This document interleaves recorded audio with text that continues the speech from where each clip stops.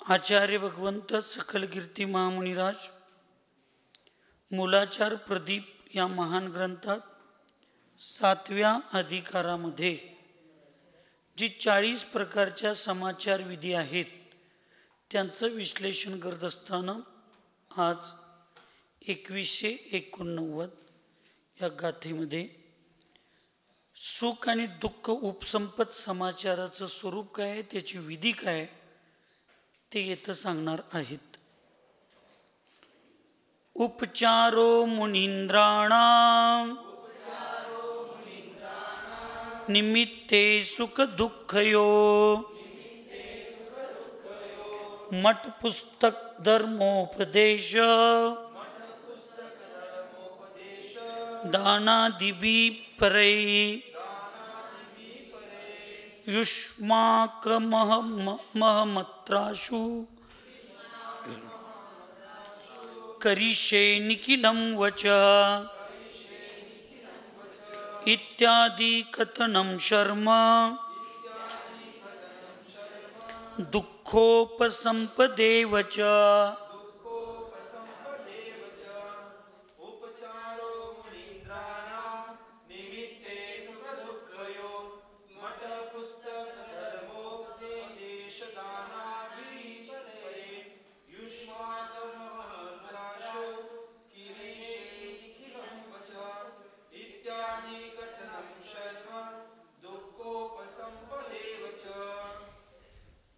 उपचारः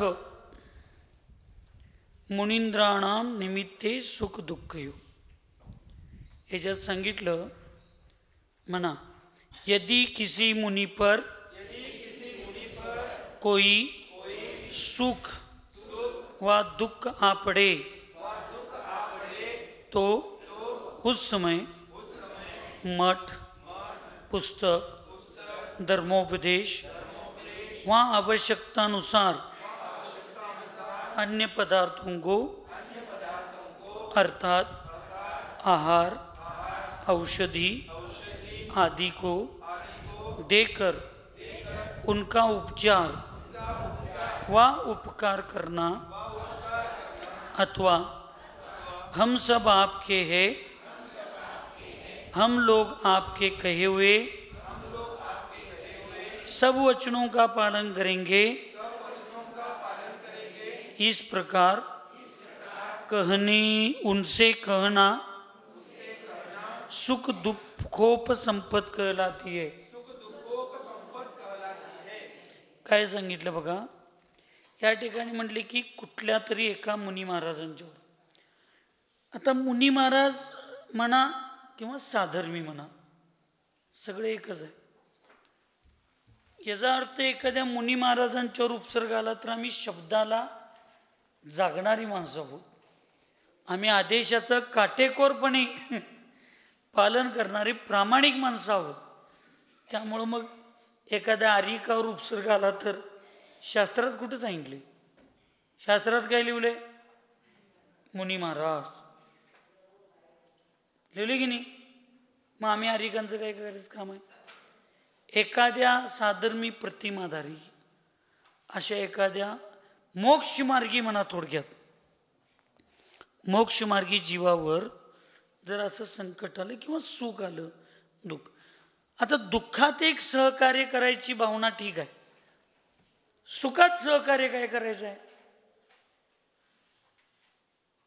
अमृता काकू प्रश्न पडायला पाहिजे की दुःखात एक मदत करायचं ठीक आहे, सुखात काय मदत करायचं आहे. सुखात एखाद्या व्यक्तीला जे सुख येतं, लाभ प्राप्त होते, त्यावेळेला तो आपल्या कर्तव्यापासून लांब जाऊ नये, त्याला अहंकार येऊ नये, त्याला गर्व येऊ नये, या सगळ्या गोष्टींना सुरक्षित ठेवण्याचा उपदेश मदत करणं हे सुद्धा या ठिकाणी उपसंपदेमध्ये येते. म्हणून सुख वा दुःख आपडे तो तर त्याला मठ पुस्तक धर्मोपदेश म्हणजे काय, तुला मठ देतो तू इथला राजा होऊन राहा असं नाही. तुम्ही लोक म्हणताय की नाही, एखादे साधू आजारी असतील, एखाद्या साधूंना अंतराय जास्त होत असतील, तर आपण काय म्हणतोय, महाराजजी काळजी करू नका, आम्ही कोथळीवाले तयार आहे, आमच्या मंदिरात या, आमच्या गावात या, आम्ही सगळे गाववाले तुमच्याबरोबर आहे, तुमची सेवा करतो, तुमची वयावरती करतो, असं म्हणतोय की नाही आपण. ही मजगावची लोक आलेत बघा, मी सारखं नाव घेतो की नाही मजगावचं, स्वाध्याय आहेत, की तुमच्या घरात जसं सिंटॅक्स टाके आहेत तसं त्यांच्या घरातनी विहीर आहे, विहीर तेवढीच 5-5 फुटाची आणि खोलच्या खोल, आणि इतकं गोड पाणी आहे. त्या दगडाचं वैशिष्ट्य आहे का त्या गावच्या लोकांचं वैशिष्ट्य आहे मला माहीत नाही, ते पाणी इतकं निरोगी आणि अमृतासारखं आहे. मला काही असं विकार कुठले आजार नव्हते, पण मला वाटत होतं मी माझ्या आयुष्यात कधी 60 किलोच्या पुढं माझं वजनच होईल. पण पहिल्यांदा मजगावात मी 2012ला चातुर्मास केलो, माझं वजन त्यावेळेला 63 किलो झालं. 63 किलो. आचार्यजींच्या बशी जेव्हा पण चर्चा होत होती, असा जर प्रसंग आला तर आचार्यजी म्हणणार, बेळगाम में मजगाव गांव में वहाँ का पानी बहुत प्रभावशाली है, साधू को निरोगी बनना है तो वहाँ जाना चाहिए, म्हणत होते ती लोक. म्हणजे तिथल्या पाण्यावर आणि तिथल्या मग ती लोकांची भक्ती असेल, श्रद्धा असेल, काय तिथले एक एक क्षेत्राचा प्रभाव असेल, किंवा एका मंदिरात आदिनाथ भगवंतांची प्राचीन मूर्ती आहे, एकीकडे शांतीनाथ आहेत, त्या भगवंतांचा प्रभाव असेल, त्याही त्यांच्यावर संस्कार केलेल्या त्या साधूंचा काय मला माहीत नाही, पण तिथं ही लोक धर्मप्रभावने बरोबर साधूंची सेवा आणि वयावृत्ती करायला अत्यंत कायम कटिबद्ध असतात. आता ते महावीर भैया कोण, महान सागर, महान काय, महान सागर, 2 वर्षे ते आजारी होते, 2 वर्षे चातुर्मास त्यांनी गेले आणि काय उपकार केल्यागत केले नाही. त्यांनी सांगतील तसे कार्यक्रमाची प्रभावना पण, हत्ती, घोडे, रथ, वाद्यपथक, दशलक्षण, संगीतकार, सगळ्या पद्धतीनं त्यांनी म्हणतील तसं केले आणि त्या महाराजांची तब्येत पण चांगली केली. लक्षात ठेवा, आपण म्हणायला पाहिजे, तुम्ही काय झालंय आपल्या सगळ्यांचं, आम्ही म्हटलो आणि आले आणि महाराज जर गाव म्हटलं तर तुझं तू आणल्यास तुझं तू बघ जा, काय करायचं, काय तर पुण्य त्या महाराजांचं पण असेल की, काय सगळं तुम्ही करायला म्हणून आमचं व्हायला लागले, आमचं काही पुण्य नाही, माझं नसलं तर यांचं तर आहे की. श्रुत संवर्धक आहेत, तीर्थ उद्धारक आहेत, आता चंद्राची कीर्ती पसरवणारे आहेत, इथं श्रुताची मती आहे, स्वभावाची मती आहे, सगळ्यात परमबुद्धीवाली लोक आहेत, ह्यांचं काय सगळ्यांचं जरा तर पुण्य असेल काय नाही. आमच्यात एक डाग पडलेला आहे चंद्र सोडा, पण यांचं तर आहे की नाही. सगळं साधूंचं पुण्य आणि त्यांचं करायला तुमचं पण पुण्य, ह्या दोन्हीची त्या ठिकाणी तुलना व्हायला पाहिजे. त्यावेळेला ती सगळी कामं होतात.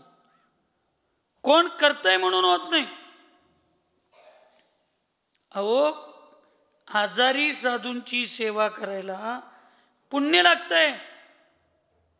चांगल्या लोकांचं कोण पण कराल. खरा व्यापारी कोण असं मी विनोदात सांगतोय, शीतल काका. खरा व्यापारी कोण, टकल्या माणसाला सुद्धा जो कंगवा विकतोय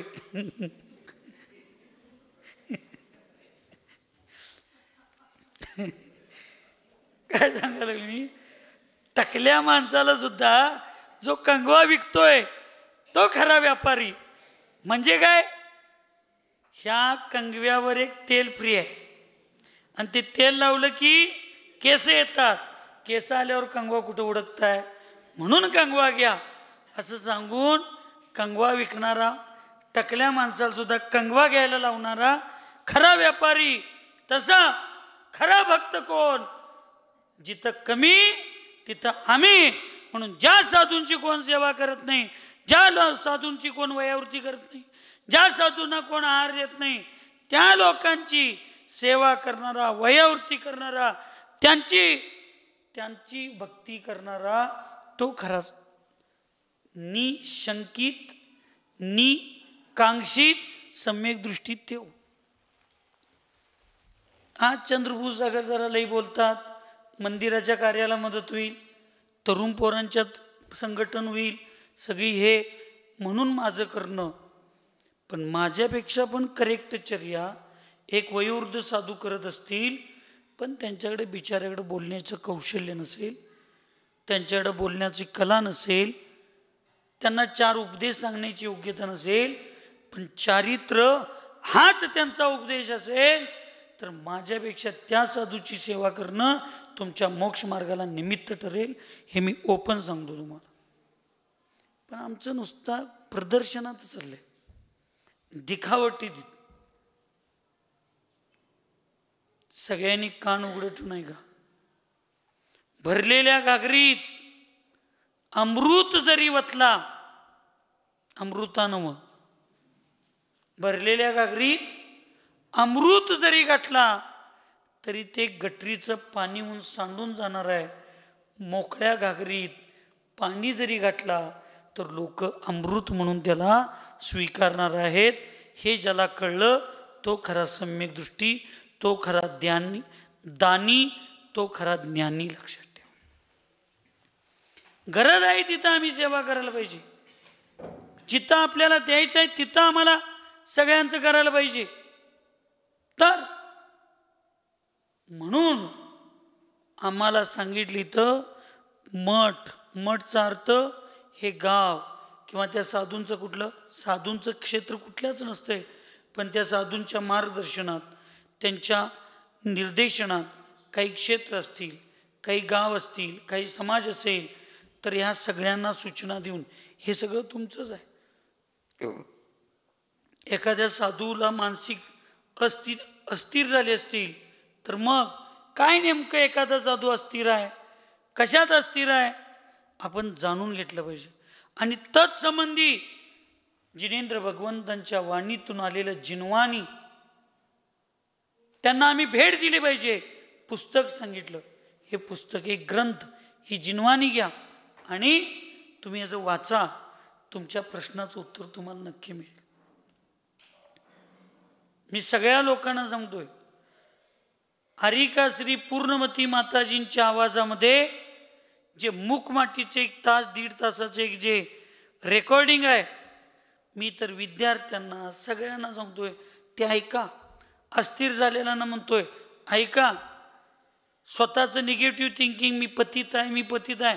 बरं, तू पतित आहेस, तुला पावन व्हायची इच्छा आहे की नाही? हाय, ऐक. जगाच्या पायात तुडवणारी माती कसं बनून कशी पूज्य झाली आणि लोक त्याची पूजा कशी करायला लागली, त्याच्यासाठी मला काय करायला पाहिजे? ऐक, वाचार्षींची मूकमाटी ऐक. आचार्यजींची एक मूकमाटी 100 ग्रंथांचा सार आहे. लक्षात ठेवा. कळलं पाहिजे, आम्हाला समजलं पाहिजे. त्याच्यात समयसार आहे, त्याच्यात रत्नगंडक सावकाचार आहे, त्याच्यात पद्मपुराण आहे, त्याच्यात कर्णानुयोग कर्मसिद्धांत आहे. सगळं भरलंय. पण आमचा चष्मा, आमची दृष्टी तशी असली पाहिजे.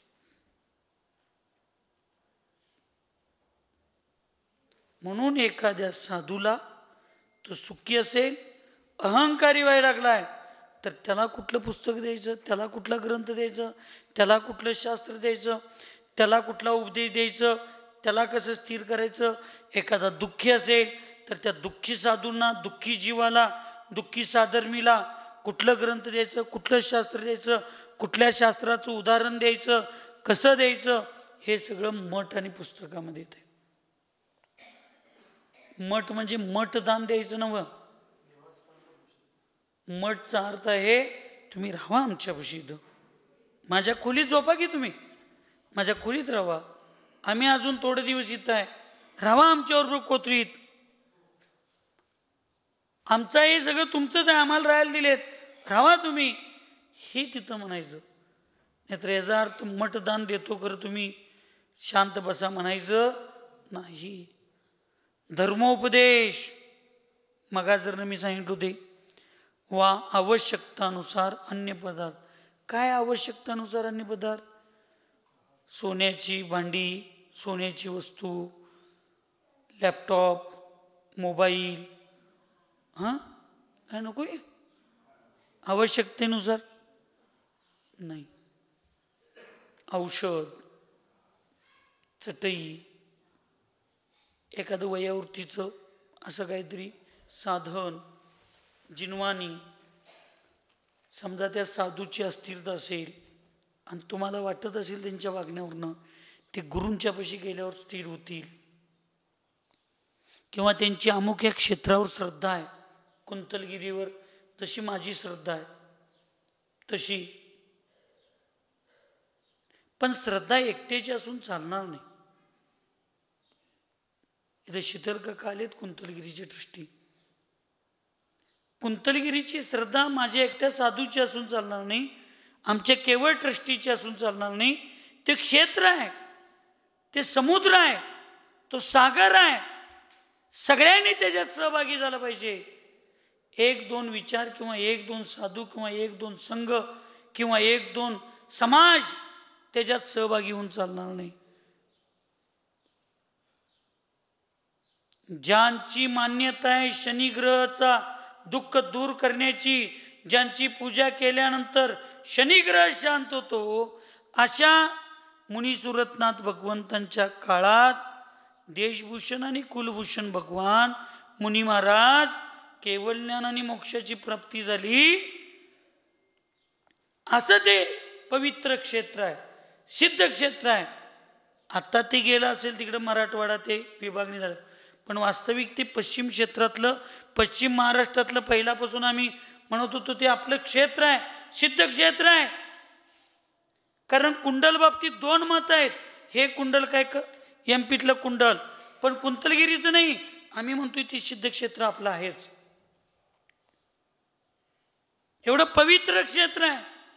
ज्यांना तीर्थंकराचं स्वरूप आम्ही मानतोय वर्तमानमध्ये, त्या शांतीसागर महाराज जे आचार्य भगवंत शांतीसागर महाराजांचं ते समाधी स्थान आहे.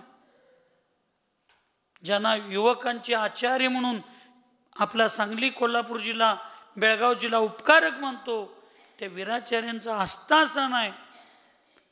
या 20व्या शतकात सुद्धा शांतीसागर महाराजांच्या पेक्षा पुढं जाऊन संलेखनाचा आदर्श देणाऱ्या त्या वृषभसागर महाराजांचं ते समाधी स्थान आहे. आपल्या गुरुनाम गुरु आचार्य स्तुतसागर महाराजांचं ते समाधी स्थान आहे. काय आहे ती कुंतलगिरी? नुसता चतुर्थ कालाच्या अपेक्षेनं ती सिद्ध क्षेत्र नव्हे, तर पंचम कालामध्ये एका महान आचार्यांची समाधी स्थान सुद्धा सिद्ध क्षेत्रापेक्षा वेगळं असू शकत, असं ते एक सिद्ध क्षेत्र आहे. आणि त्या क्षेत्रावर सगळ्या साधूंच्या भावना असतात. मी केलो चातुर्मास, पण माझ्या चातुर्मासामध्ये मला कुठल्याही गोष्टीची कमतरता तिथल्या ट्रस्टींनी, तिथल्या श्रावकांनी, तिथल्या लहान लहान मुलांनी, तिथल्या कामगारांनी कोणाही मला एक नकाएवढी सुद्धा कमतरता माझ्यात भासवली नाही. मला तुम्हाला सांगतो, ते देशभूषण कुलभूषण भगवंतांची मूर्ती मी तर 2000 सालापासून पहिल्यांदा ज्यावेळी दर्शन केलो त्यावेळी मी अजून माणूस पण नव्हतो, म्हणजे मुलगा होतो असं नव्हतं. माझी वैचारिक पातळीच जैनत्वाची नव्हती. त्यावेळेला मी पहिल्यांदा आचार्यजींच्याकडं जबरदस्तीने गेलो. त्यावेळेला जाता जाता पहिलं क्षेत्र माझं दर्शन कुंतलगिरी झालं. ते दर्शन 2000 सालाचं. आणि आज देशभूषण कुलभूषण आणि कुंतलगिरीची श्रद्धा माझी नकाएवढी सुद्धा कमी झाली नाही. माझी श्रद्धा आहे तसंच राहिली. त्यामुळे मी समजतोय माझी काहीतरी जबाबदारी कुंतलगिरी बाबतीत आहे.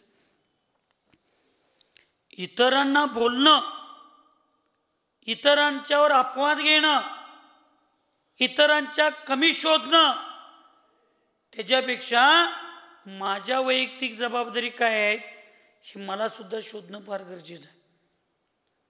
आणि शीतल काकाला माहीत असेल किंवा नसेल, मी 2023चा चातुर्मास केलो. एक दिवस सुद्धा मी खाली कधी झोपलो नाही.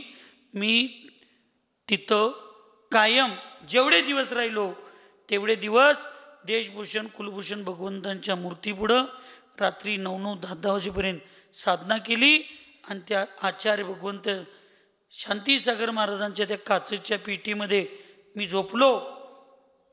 कारण मला असं वाटत होतं की ट्रस्टी इथली लोक कायमच्या क्षेत्राची सुरक्षा करतात, कायमच्या भगवंतांची सुरक्षा करतात. मी 4 महिने आहे, ती 4 महिने तरी मी या भगवंतांची सुरक्षा करणारा त्यांचा एक सेवक होऊन मला इथं राहणं गरजेचं आहे. त्यामुळे मी, बंडूबाई असतील, श्रीपालबाई असतील, माझ्याबरोबर येणारी काही 2-2, 4-4 दिवस राहणारी मुलं, आम्ही सगळी तिथं वर राहिलो. आम्हाला पण वाटत होतं आमची काहीतरी जबाबदारी आहे.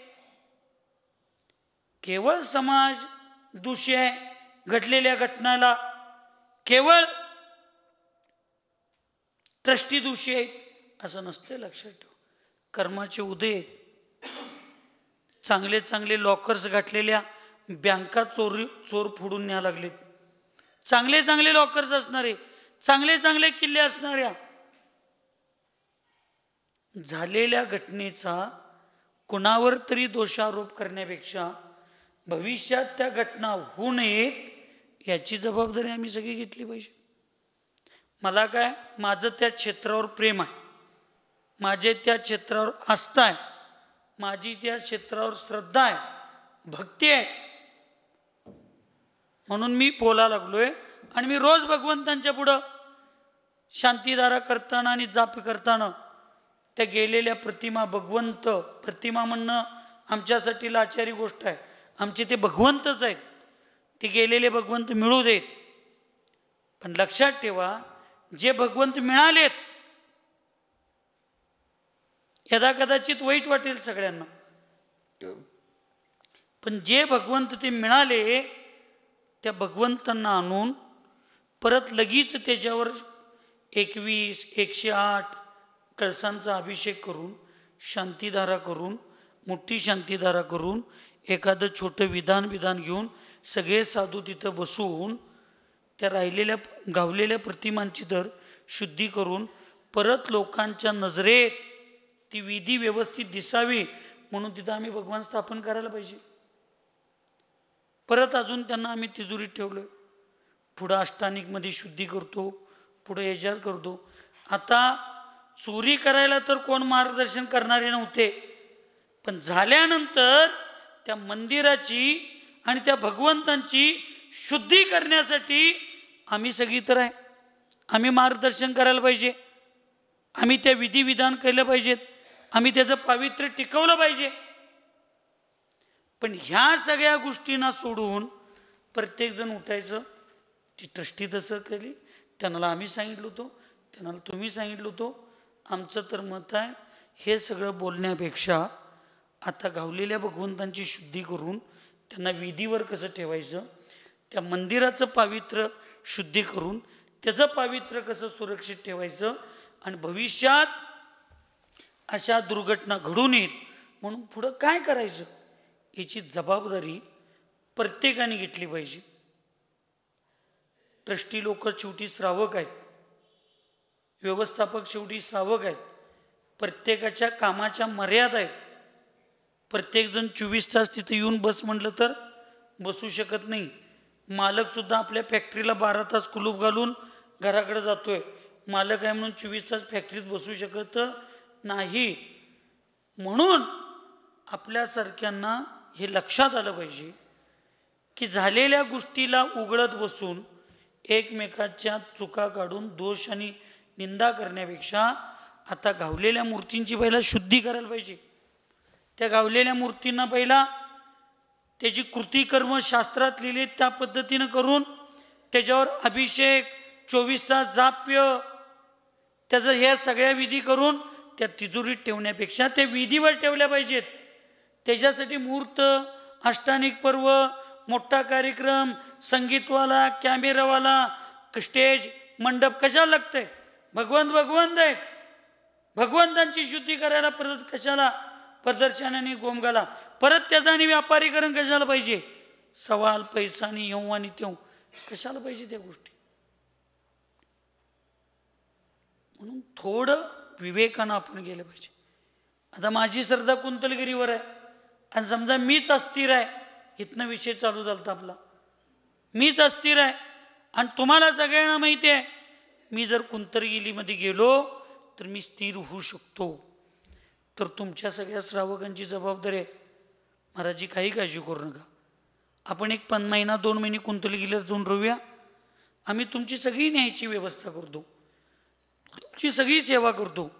असं स्थितीकरण करण्याची भावना त्या ठिकाणी असली पाहिजे.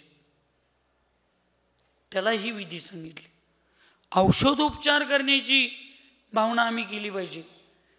तर ही काय सुख दुःख. आणि एक मुनी हे सन्मतीतही मी तुम्ही श्रावक पुढं बसलाय म्हणून तुमचं सांगायला लागलोय, हे वास्तविक एका साधूंनी दुसऱ्या साधूंशी ही समाचार विधी करण्याची भूमिका मूलाचारमध्ये सांगायला लागलेत. चंद्रभूसागर महाराजांच्याकडे कोण भक्तच नाहीत असे, पण ते अस्थिर आहेत. पण ते बहुतेक आचार्य भगवंत विद्यासागर महाराजांची समाधीस्थळी डोंगरावर गेल्यावर त्यांची श्रद्धा असल्यामुळं ते शांत होणार आहेत. आज सकाळी काय काल दुपारी आज सकाळी शिखरजी महात्म्य पुस्तक एक जाता जाता स्वाध्याय मी एकांतात बसून करायला लागलोय, त्याचं चाललं होतं. तुम्हाला सोपं वाटत नसलं तर सांगतो, शास्त्र काय आहे हे तुम्ही कोणावर उपकार करत नाही सा.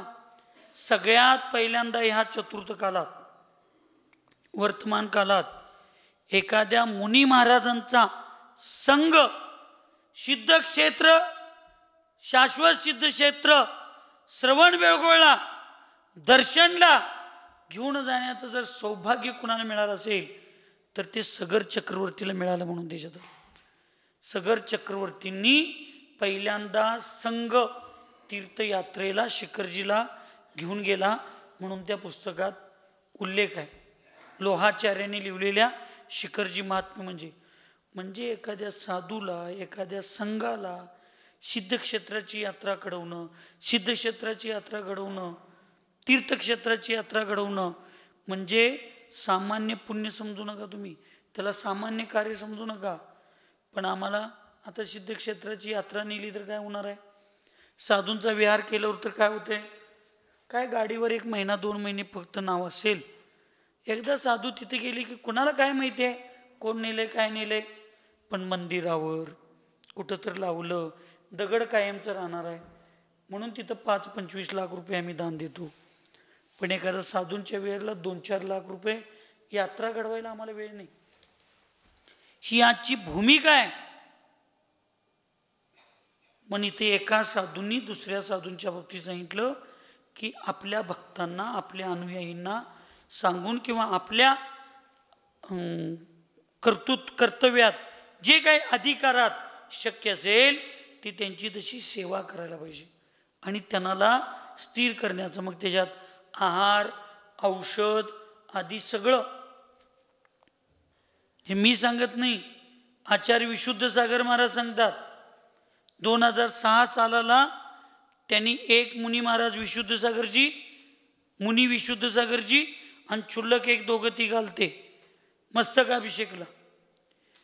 बाकीच्या सगळ्या प्रसंगाला मी तुमच्या पुढे सांगत नाही, पण तेच चांगले होते. पण ठीक आहे, कुठल्या ना कुठल्या कारणास्तव आपण सगळेजण, आपण सम्यक दृष्टी म्हणणारे, आपण सगळे धार्मिक म्हणणारे लोक त्यांच्या गुरु किंवा अन्य काही एक गोष्टींच्या अपवादाला लक्षात घेऊन 3 दिवस आपल्या भागात त्यांची आहारचर्या झाली नव्हती.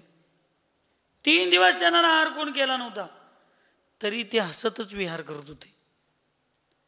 इंचलकरंजीमध्ये आचार्यशींचा संघ, सन्मती सागर महाराजांचा संघ वर्धमान हाऊसिंग सोसायटीमध्ये काय शांतीनाथ मंदिरात कुठंतरी होता आणि आचार्यशींना कळलं.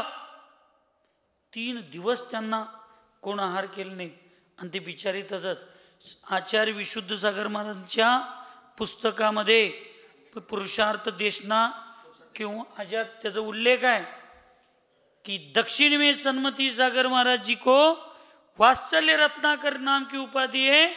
मैंने जीवन में उपाधि जैसा काम करने वाला एक ही साधु देखा, वो है सन्मति सागर महाराज.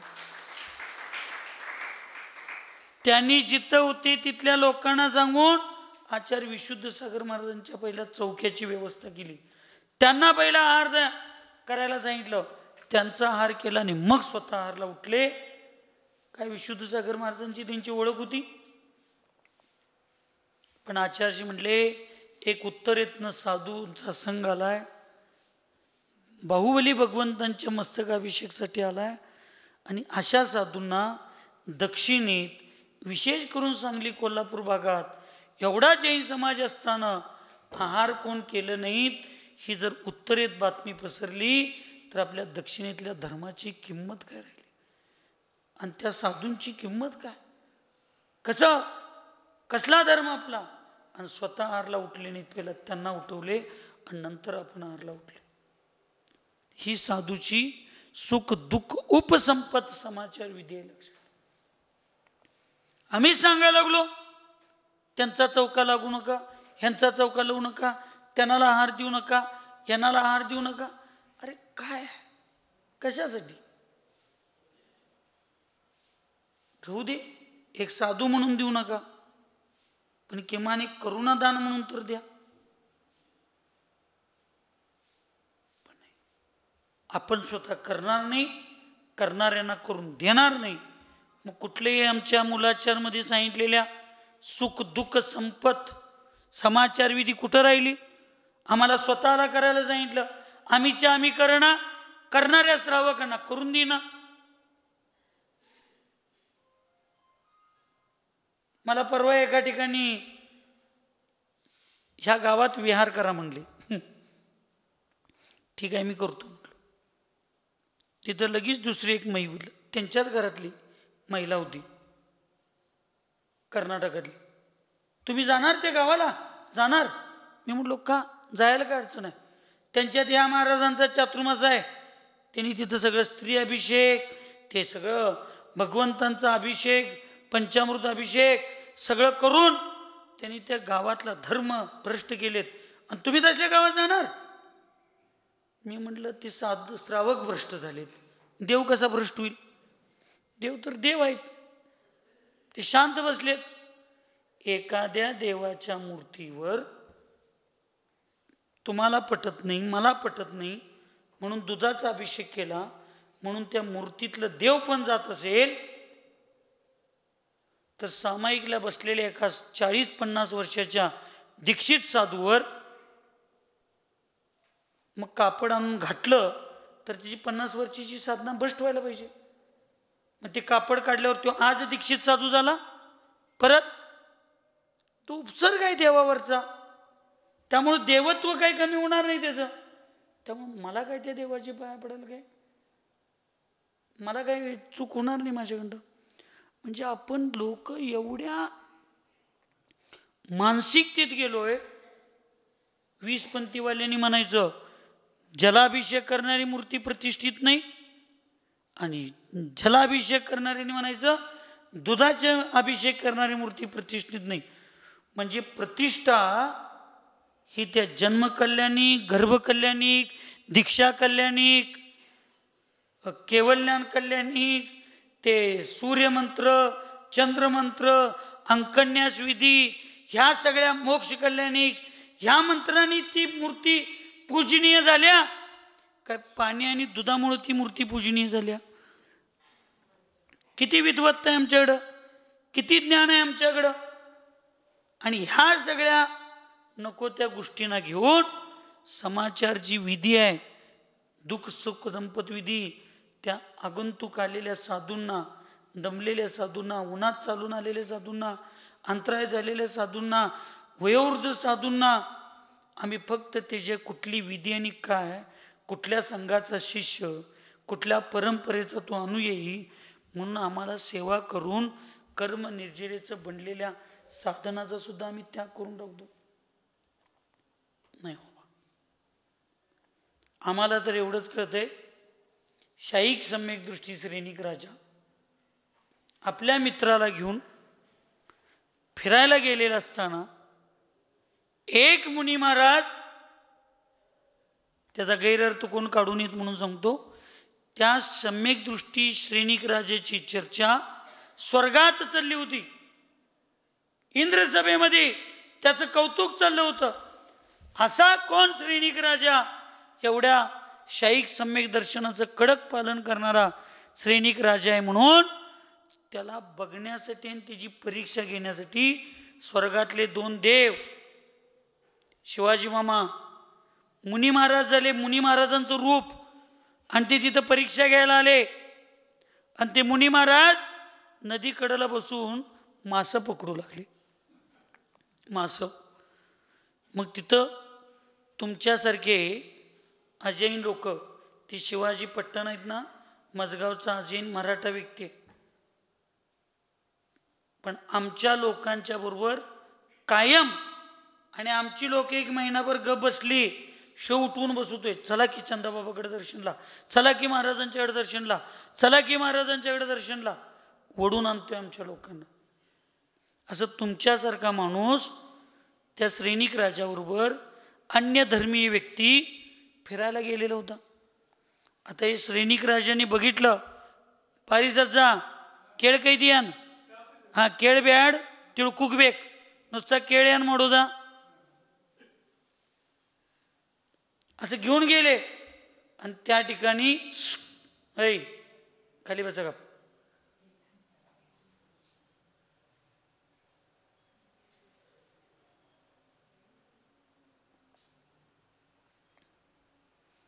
त्या ठिकाणी ते महाराजांना मासं पकडताना बघितलं. कोण? श्रेणिक राजा. नमस्तू नमस्तू नमस्तू म्हणला आणि पुढे गेला. परत त्या मित्राला सोडला आणि परत आला आणि मग म्हणला, हे दिगंबर मुनी महाराज, 3 लोकांमध्ये आभूषण पद असणारं हे रत्नत्रयधारी रूप तुम्ही स्वीकार करून जगत पूजनीय, जगत वंदनीय ही मुद्रा धारण करून तुम्ही हिंसेचं किती निंद कृत्य करत आहात याची तुम्हाला जाणीव आहे का? त्याला काय होतंय? नाही. मग तिसऱ्यांदा, मी राजा आहे, तुम्ही दिगंबर मुद्रेचा आणि जैन धर्माची अवहेलना करताय आणि हे करून तुम्हाला चालणार नाही, नाहीतर तुम्हाला दंड देण्यात येईल. मग ते मुनी महाराज म्हणले, मगाशी आलायस, पाया पडलास, नमोस्तू केलास आणि आत्ता येऊन तू ये. त्यावेळी तो श्रेणिक राजा म्हणतो, मगाशी माझ्याबरोबर अन्य संप्रदायातली लोक होती, जर मी त्यांच्या पुढं तुमची ही चूक जर प्रकट केलो असतो, मी तुम्हाला असं जर बोललो असतो, तर तुमच्या एकट्यामुळं सगळ्याच दिगंबर मुनी महाराजांच्याकडं बघण्याचा दृष्टिकोन अन्य संप्रदायातल्या लोकांचा बदलला असता. आणि म्हणून मी माझा जैन धर्म सुरक्षित ठेवण्यासाठी त्यावेळी बोललो नाही. पण आत्ता येऊन मी श्रावक आहे, मी राजा आहे, म्हणून मी तुम्हाला सांगतोय, सोडा, अन्यथा त्याचे परिणाम चुकीचे होतील. हे त्याचे गुण बघितला आणि ते देव मूळ रूपात प्रकट झाले आणि देव होऊन त्या श्रेणिक राजाला नमस्कार करून म्हणतात, धन्य श्रेणिक राजा, धन्य. देव स्वर्गामध्ये इंद्रसभेमध्ये तुझ्या सम्यक दर्शनाची जी चर्चा चालली होती ती चुकीची नाही बाबा, कारण तुझ्याकडं स्थितीकरण अंग आहे, वात्सल्य अंग आहे, प्रभावना अंग आहे. तू आपल्या धर्माची अप्रभावना होऊ नये म्हणून अन्य लोकांच्या समोर तू दिगंबर मुनी महाराजांचा अपमान केला नाहीस. मासं पकडणाऱ्या मुनी महाराजांना जैन धर्माची अप्रभावना होऊ नये म्हणून नमस्तू करणाऱ्या शाईक सम्यक दृष्टी मुनी श्रेणिक राजाला सम्यक्त्वात दोष आला नाही. आणि आम्ही 4 लोकांच्या पुढं आहे काय नाही सम्यक्त्व आम्हाला माहीत नाही, पण आम्ही पाया पडलो तर आम्हाला दोष लागतोय म्हणून आम्ही निंदा आणि तिरस्कारच करत बसलोय. खुलेआम माईकवर, चॅनलवर, कॅमेरा पुढं. आम्हाला एकांतात त्या मुनी महाराजांच्या पाशी बसलं पाहिजे. आणि आज विचारण्याची पद्धत वेगळी आहे. महाराजजी, मी रत्नकंडक श्रावकाचार ग्रंथ वाचतोय. मी थोडे हे सागार अनगार धर्मामृत ग्रंथ वाचायला लागलोय आणि मला ह्या गाथेचा अर्थ कळला नाही. जी त्यांनी चूक करायला लागलेत ना, ती कुठल्या तरी ग्रंथात गाथा असणार आहे की, आणि त्या ग्रंथाचा अर्थ तुम्हाला माहिती आहे, ती गाथा माहिती आहे, तर त्यांच्यासमोर जाऊन ह्या गाथेचा अर्थ मला कळला नाही, जरा तुम्ही ती गाथा मला स्पष्टीकरण रूप सारून सांगा. मग ते सांगतील. मग महाराजी हिता असं लिहिलंय. आणि मग आम्हाला 2 दिवस झाले ही तुमची चूक म्हणणार नाही, ही क्रिया दिसा लागले. मग ही गाथा चुकीची आहे काय तुम्ही करायला लागलाय ते चुकीचं आहे? आता मी परत कन्फ्यूज झालो बघा. आता यातलं खरं काय सांगा. एक पद्धत आहे स्थितीकरण करण्याची. स्थितीकरणामध्ये सुद्धा वात्सल्य भाव पाहिजे. स्थितीकरणामध्ये सुद्धा उपगुहनांग पाहिजे. स्थितीकरणामध्ये सुद्धा प्रभावनांग पाहिजे. स्थितीकरणाच्या नादामध्ये बाकीच्या अंगाचा विसर पडून आम्हाला चालणार नाही. आणि हे सगळं दाखवल्यानंतर सुद्धा जर तो साधू आपला हट्ट सोडायला तयार नसेल तर आचार्याने सांगितलं तुम्ही तुमचा रस्ता बदला, पण त्या साधूबद्दल खोलीच्या बाहेर जाऊन कुठलीही चर्चा करू नका, कारण ते दिगंबर मुद्रेच्या अप्रभावनेला, अनास्थेला निमित्त होईल. म्हणून इथं आपल्याला आवश्यकतेनुसार अन्य पदार्थांना देऊन उपचार करून किंवा त्याच्यावर उपकार करणं, किंवा आम्ही तुमच्याबरोबर आहे काळजी करू नका, आम्ही तुमच्याबरोबर आहे तुम्ही काळजी करू नका, भिवू नकोस, मी तुझ्या पाठीशी आहे. अहो, बुडणाऱ्याला काडीचा आधार असतो. बुडणाऱ्याला काडीचा आधार असतो. आम्ही जर त्या लोकांना नुसता आधार दिलो तरी त्यांच्यामध्ये आस्था परत प्रज्वलित होते, परत प्रज्वलित होते आणि परत ते जोमानं काम करू शकतात. शाब्बासकीची थाप मारणारी लोक असतात ना, ती 4 जरी संकट असली तरी कुठलेही काम अपूर्ण राहत नाही. पण प्रत्येक गोष्टीमध्ये पाय वडणारा एक व्यक्ती जरी, म्हणजे 10 व्यक्ती असतील तर ते काम होणार नाही. पण शाब्बासकी देणारा एक व्यक्ती असेल तर 100 लोकांचं काम होऊ शकतं. आधार देणारी माणसं पाहिजे, शाब्बासकी देणारी माणसं पाहिजे.